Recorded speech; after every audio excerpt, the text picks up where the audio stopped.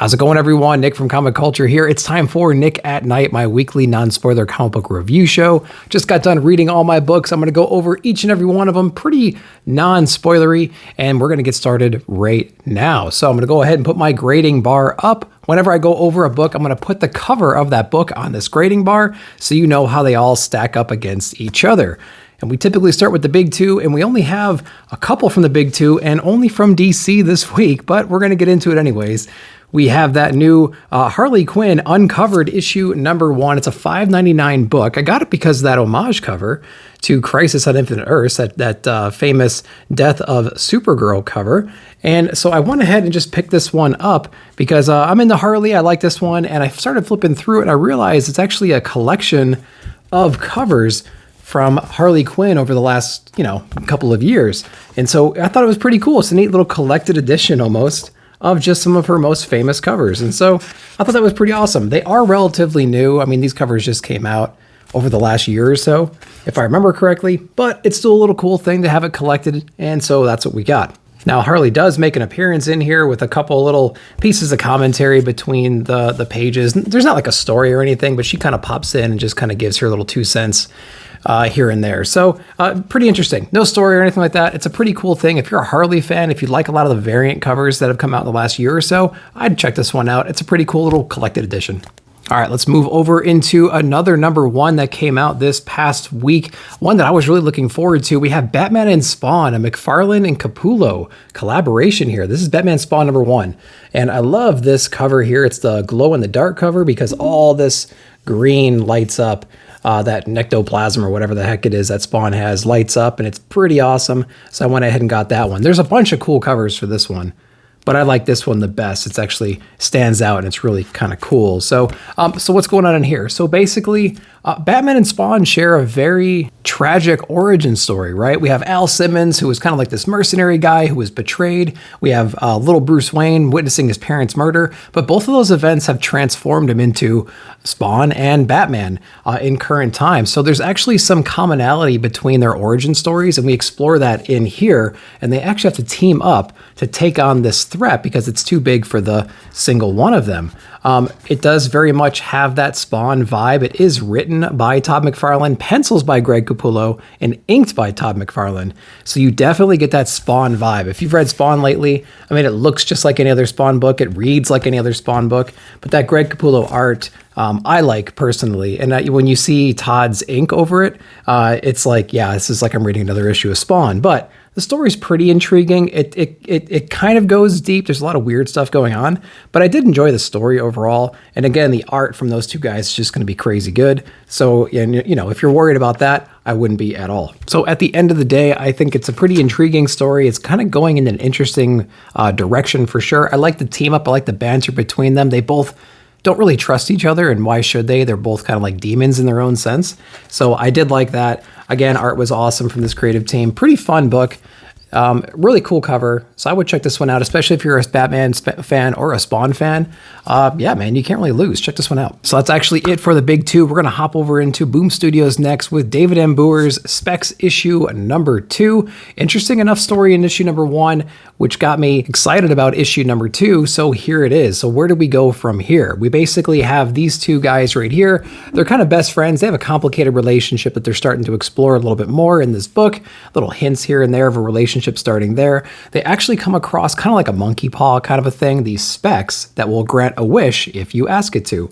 They get a little carried away and they actually get rid of somebody like this bully in school, and now they're suffering from the repercussions of that act in this issue. So we have a lot of people asking a lot of questions. Where did he go? He's been missing for a long time. The whole town's looking for them, and they just can't seem to stay out of trouble in this issue as people are starting to poke around a little bit more into their personal lives. And so it's a very fun book, very heavy on complex high school drama, friendships, or maybe it's more kind of a situation, but it also has a supernatural aspect thrown on top of it, which really kind of heightens the whole story and adds a whole nother layer of complexity on it. So it is pretty fun. It's an interesting book. I'll be checking it out going forward. Specs number 2, David M. Booher. Not a bad read. I'd check it out. We're going to jump over into Image Comics next. We got a few from them. We have Mark Millar, $1.99, issue number 1 of Night Club.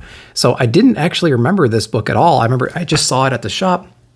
Saw a $1.99 price point on it, and we got Spawn on the cover because Spawn's invading all the covers as of late. I don't mind that at all because this is a really cool cover as well. So what are we doing in this book right here? So basically, we have this young man who was part of this like tragic event.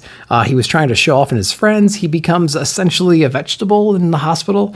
And so he's granted a second life by this vampire in town who's building this army. And that's all he really knows right now. So basically, he's kind of evaded that whole thing of, hey, if you turn somebody who's kind of like in their 20s or 30s, you're basically robbing them of their life. Although if you turn people who are terminal, let's say, or they're never going to walk again, you're kind of granting them life in this instance, right? So it's a different aspect. It's a different twist on that traditional story that we know. And then this issue is all about him understanding his powers, working with this guy, trying to understand his limitations, what he's capable of. And it's written in a really, really interesting way. You know, and I will say it is a #1. So there's a lot of little montage scenes, a lot of skipping forward, a lot of fast progression, a lot of storytelling. And so we don't really have a whole lot of time to develop any kind of threat necessarily. We don't really know what the end game is or a hint to what the end game is, other than this guy's turning people to build his army. So we're going to explore what that means in further issues. Really cool book, definitely worth the $1.99 price point. Check this one out. It was a really fun read. Ice Cream Man #33 from W. Maxwell Prints, another beautiful issue of Ice Cream Man. This is a really cool little homage cover, I believe, with like Batman and Robin, but the Spawn cover is really cool too. So I would recommend checking that one out as well. This book was awesome. Ice Cream Man, again, is a book that really hits you in a very uncomfortable way. It plays on a lot of just raw human emotion, a lot of negative human experiences. It focuses on a lot of people who aren't doing what they should be doing in life. And the bad thing is they know it, and they have that extra layer of depression because of it. And so with this issue right here actually explores the stories he wants to write. Stories that he can't help but write at the same time. So he's actually juxtaposing both of those viewpoints in the same book. So we have the story he wants to write and the story that he ends up writing kind of playing against each other. And you can see how they progress throughout the issue and what the ultimate ending is in both of those cases. I remember reading this issue and thinking this is kind of like those games where you can choose like the light path or the dark path. And you always wondered what the light path would give you, but you always chose the dark path or vice versa. This book actually plays both paths out at the same time, and you can see where it lands, right? So I thought that was a really brilliant way of doing it. Again, the art style and the coloring is just absolutely great. It's got that really raw, unnerving feel, and it's just perfect for a story like this. So I'm absolutely in love with this issue. I love this series. Ice Cream Man, one of the best reads out there. If you can handle the darkness and the grittiness of it, this one speaks a lot about humanity. I would highly recommend this one, whatever issue it is. They're standalone issues pretty much, so you can jump right in on 34 if you wanted to, and you'd be just fine. The Bone Orchard Mythos 10,000 Black Feathers, issue #4 from Lemire Sorrentino and Dave Stewart. That was a mouthful. Issue #4 coming out, the penultimate edition, I believe. I think there's only 5 issues in this run. I got that awesome Andrea Sorrentino cover right here. I tend to collect Andrea Sorrentino's covers whenever I can, unless something just ridiculously insane comes out, because I like his style. It's pretty interesting. And it's one of the reasons why I got into comics back in the day with the Old Man Logan run. So a little extra tip right there. But what are we doing inside this issue? Listen, I got to admit, a lot of these kinds of books, they're a little bit over my head. And I tend not to maybe grasp the entire picture, what's going on, but I can tell you what's happening from a general sense at this point. We basically have a childhood, or these 2 girls that were kind of growing up as children. One kind of matured a little quicker and wanted to do more risky, dangerous stuff than the other one, and they got into a lot of fights. She ended up getting murdered. And so now it's some years later, she's the surviving friend kind of, visits back home, and she's kind of reliving all this trauma back then, and she starts having all these hallucinations of the potential killer. But that's just something she's trying to figure out right now. Are these actually hallucinations, or is it actually something happening in real life, some kind of possession, some kind of a demon? And she's just trying to figure all that out right now. Andrea Sorrentino's art style, of course, is that raw, gritty, just really insane, dark, beautiful style that plays to this kind of writing just absolutely perfectly. There's just kind of like a dream team for this type of a book. And so you're not going to miss out on the art for sure, because it's handled really well in this issue. Now, if you've been reading some of the other books by this creative team, like The Passageway and things like that, there's actually some references to that in here as well. So you're going to get a little connective tissue there. No real answers from what I can discern, but it's there, and we're going to build on it as we explore this universe some more. So interesting cliffhanger. One more book to go. Admittedly, I'm not 100% what's going on right now besides the surface level obvious stuff. I'm excited to see how it ends and where we go from here, though. 10,000 Black Feathers, pick it up. And the last book we're going to be going over this week is Electric Sublime by W. Maxwell Prince. Nope, sorry. Art Brut #1 from W. Maxwell Prince. It's basically the exact same book as Electric Sublime, except they changed the letters a little bit. I'm not entirely sure why. Electric Sublime came out from IDW back in 2017, and then we have the single issue come out, and they had to change the name to Art Brut, and then they actually changed the phrase Electric Sublime in here as well, and they changed the cover just a little bit between these two. But this actually collects the first 4 issues, which there only is 4 issues.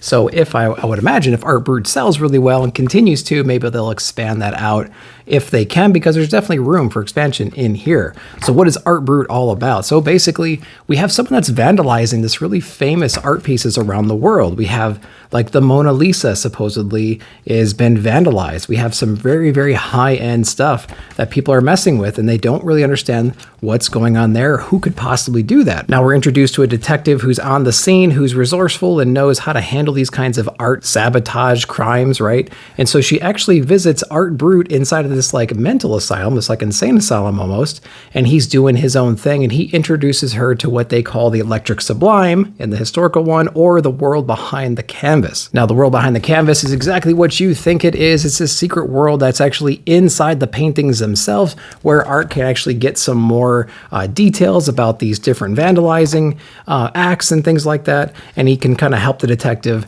win the day. This book will eventually explore some other things and go into this whole like secret society kind of a thing, and so we're going to get to that in future issues. Art Brut #1, it's definitely a W. Maxwell Prince issue. It's drawn just like everything else, with Morazzo on the art and Lopes on the colors. I think it's worth it if you like W. Maxwell Prince and you like that vibe. It's definitely interesting. I would love this to sell a whole bunch, and then we can get some more issues, because I think it has some cool, interesting places it could go. But yeah, with that said, check it out and make it happen. Well, guys, that's all I have for you this week. I appreciate you watching the video. Let me know down below in the comments what your favorite books were, and if you read anything else, what do you recommend me picking up? But as always, I appreciate you watching your video. If it's your first time here, please hit that like button and consider hitting that subscribe button as well. And as a reminder, I not only put content here on YouTube, but also on Instagram. Links will be down below in the description. But as always, we appreciate you watching. I will see you down in the comments.